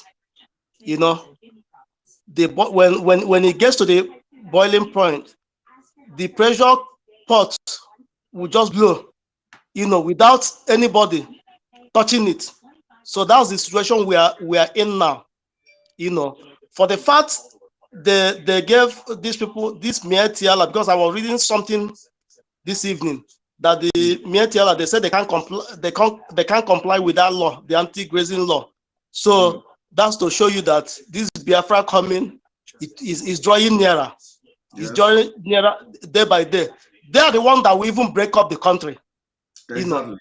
Yeah, they are the one that will even break up the country. So their mistake, they will keep making mistake. The breaking of self might not even come the way we even speculating it. It will come so easily that everybody will say, okay, I'm on my own, you're on your own, you're on your own. So that's how it's gonna happen. All hail Biafra.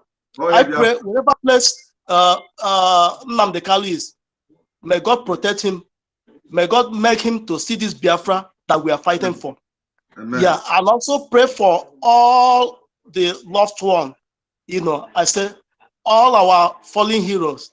I pray God should give them their rest. And this Biafra we are talking, and this Biafra they fall because of we are gonna get it in the name of Almighty God. Amen. Have a good night. Have a good night. Thank you very much. All right. Ujunwa, welcome to the program. Good evening from here. Hello, Ujunwa, welcome to the program.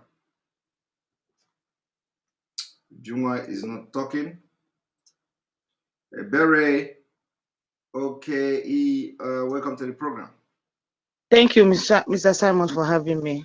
Wow, I really fear who no fear you. This kind of his position, I don't know. I'm just in one corner of my house shivering because I wonder why our people are not saying all this. They are happening now. How come they fooled us to this point that we're still not saying it? Okay, if we can't see, can't we hear? Can't we hear? Okay, last I think how many days? Few days ago, they said if a father came back from Umahia, I'm sure you must have seen that video, and bought suya, bought juice, and ate. There are 9 of them in a family, and 7 died. No, they 7 died. They say it's suya or something. Yeah, suya. That it was suya and juice. 7 died, and 1 is unconscious. It was one that is telling the story. And all these things happening now. Our people, how come we are not saying it? And again, I just remember that it took me down memory lane that this thing has been planned all this while. Aboki is selling wrapper. He's ready to sell it at any cost. So they are actually not doing business. They are in our environment just to know their roots. They're there for a purpose. There's something that you're supposed to buy at 3,000. They will sell it for you 1,500. So we now foolishly they go patronize them. We know they patronize our ask this question of what this thing I'm saying now. We know they buy from our own people where they sell the real price. They don't even sell below cost price. Yes. Where did they get it? Where are they getting it from? Because they were sent to just use and they fool us that they are living among us. They're actually not living among us. They're there for a purpose. And this thing has been happening. And But people are but let me tell you a secret today. Okay? Oh, God. Let me tell you a secret. Can you tell me one thing that you feel that they are selling, that they sell cheaper than others? They sell virtually everything cheaper than others. For example? Yeah. Rappers. Now, let me tell you, do you know where they get the rappers from? No. Okay. Those rappers you see are the rappers of people of the southern Nigeria.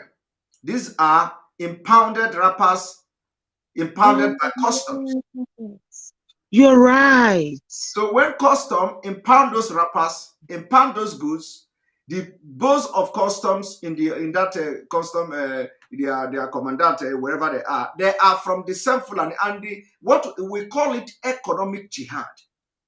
A lot of people from the south, including the Yorubas and the Biafrans that are into those kind of. This is not. I'm just using. I ask you rapper so that I will use that rapper to give you an example.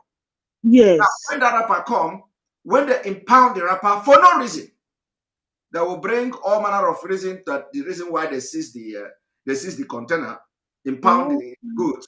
Now, when they impound the good, have you ever asked yourself, where are all the goods that are being seized by Nigeria Custom?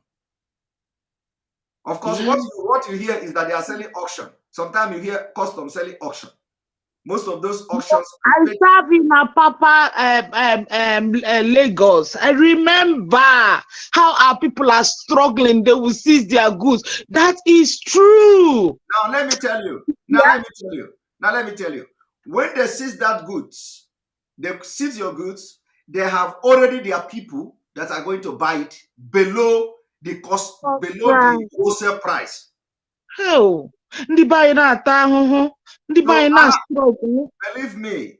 Let me also tell you one thing. Do you know the Minister of Solid Mineral? What is the name?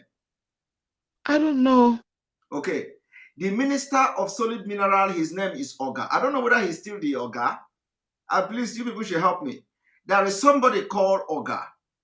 Oga is a Minister of Solid Mineral in Nigeria, if I'm not mistaken. Now, that Oga contested for, is it governorship?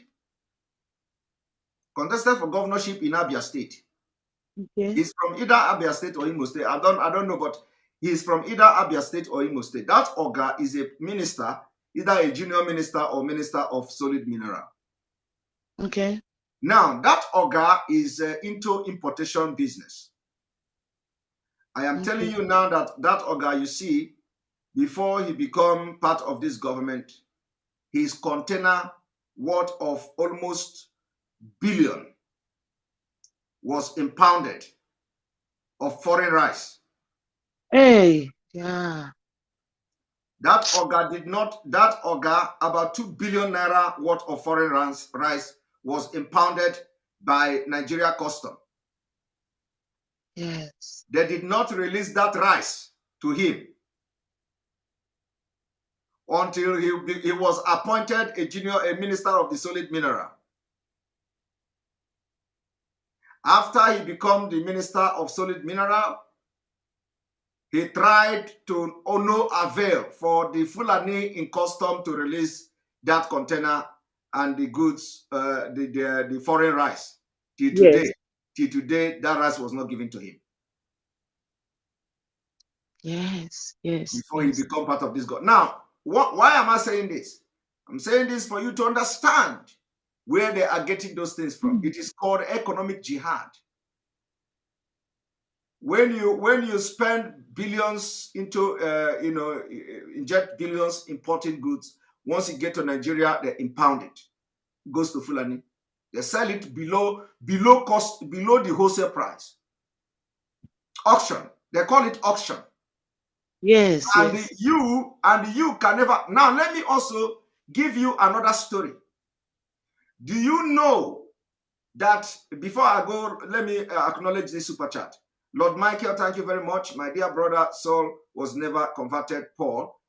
His name remains Saul. Please read your Bible very well. Probably that was to our brother who just made a comment. Now, let me tell you one more thing. Do you know that one of the things that led to the arrest of our leader in 2015 was because of that same economic jihad? The transmitter that was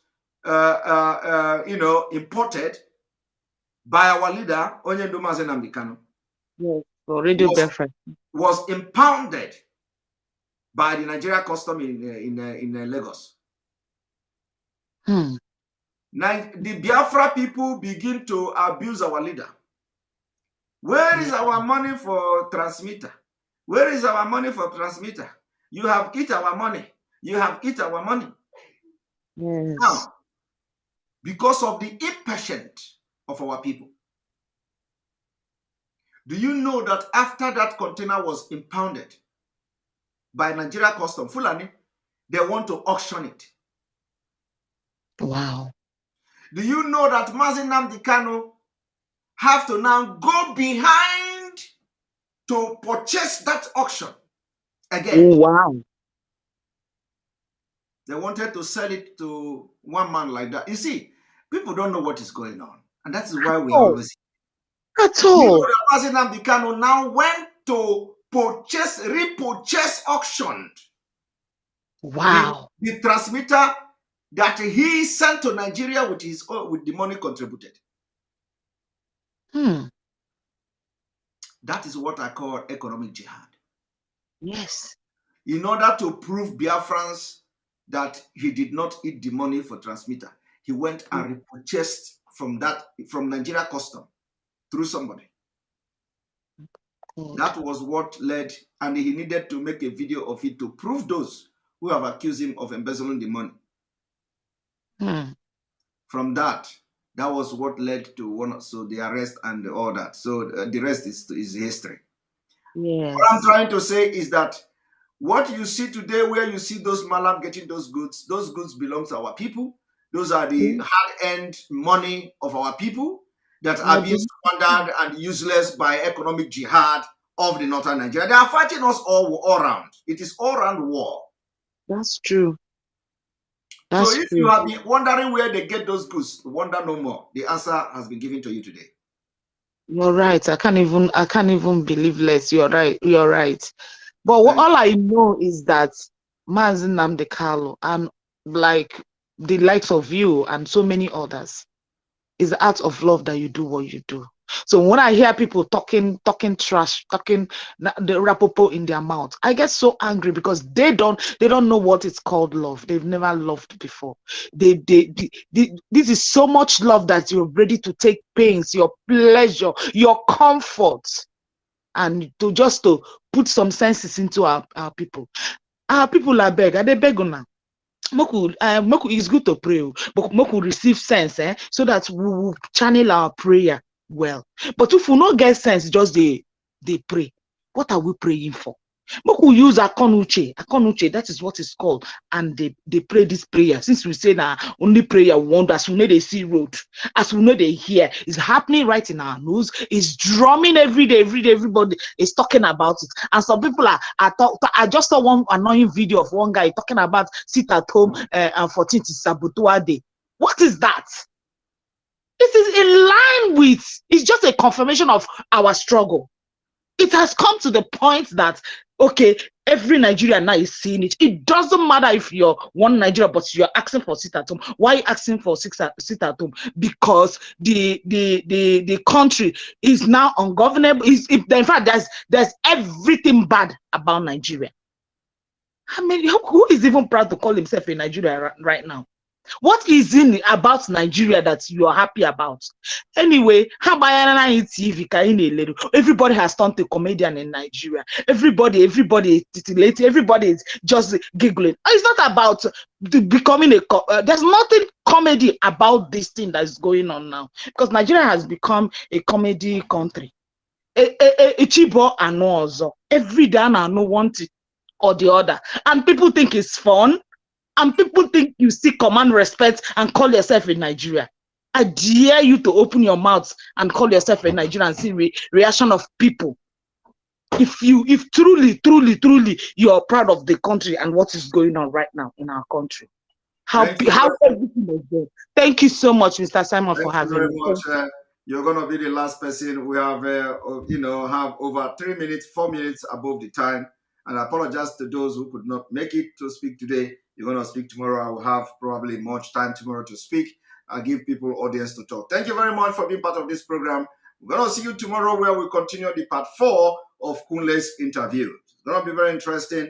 We're going to be bringing more expositions to make sure that people understand what is coming to them and the need to support the disintegration of Nigeria, as we also be waiting to see how we collaborate with the Christians community in Nigeria and have 1 week sit at home.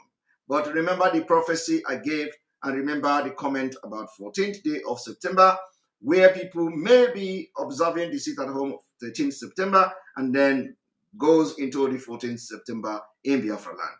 Let us keep our fingers crossed. Make sure you are always good.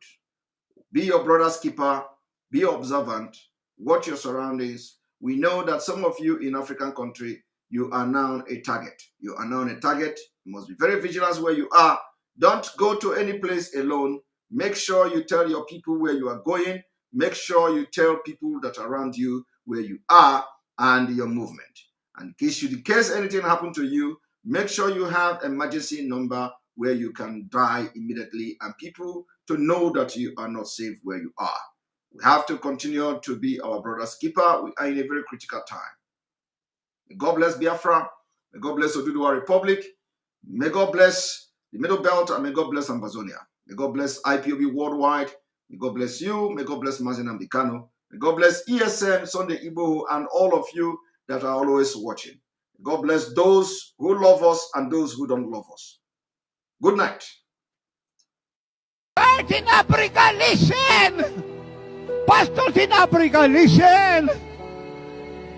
We have pulled my people, God said, through your witchcraft, magic, and seducing demon.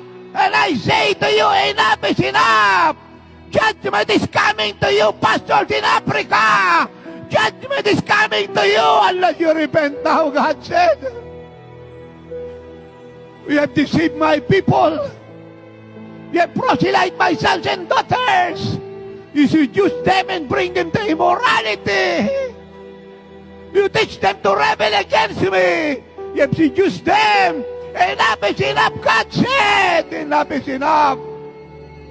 I will turn the country to humility. And every false shepherd will be removed in the church. And every seducing leaders will be removed and cut up in the land. And I will raise up another. Will teach my people to love me, to serve me, to worship me, and to obey me.